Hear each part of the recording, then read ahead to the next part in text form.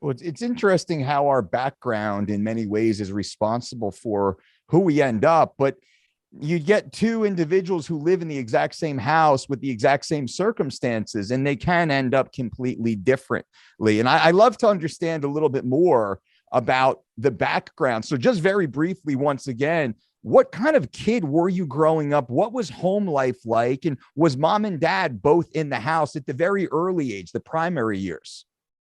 Yeah, it was, it was middle class suburbia. My pops was a government worker. He wasn't wealthy per se, but we were certainly not in need. My mom was a housekeeper or house home mom, I guess you should say. My pops was an engineer, brilliant guy, a historian and Mensa.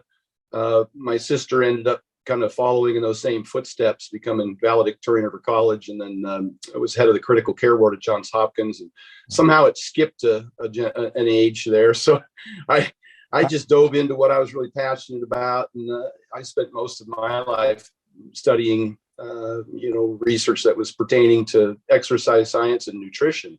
But it was, I was a skinny kid, played soccer, I played all the sports when I was little, but excelled in, as a varsity soccer and wrestling, and had scholarship for soccer in college. And but I was always really undersized. And the story behind that, is I talked about before, is I was working at 7-Eleven, and I'd go from junior high school over to, from the time I was 12 to the time I was 16, almost full time.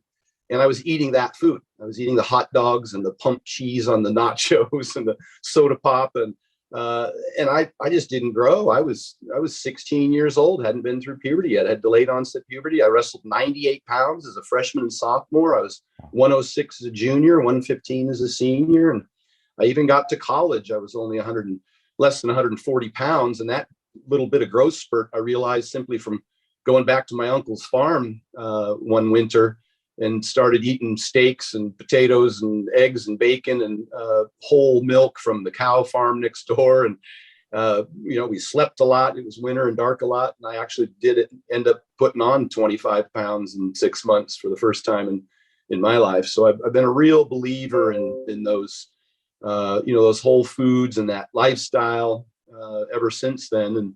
And so I've pursued that throughout my career, but I got sidetracked by the health recommendations, the chicken breast, tilapia, and rice cakes and broccoli diets, and it impaired my performance as a young athlete. And it wasn't until I realized that it was really important not just how much you fuel yourself, but what kinds of foods, before I started really making progress.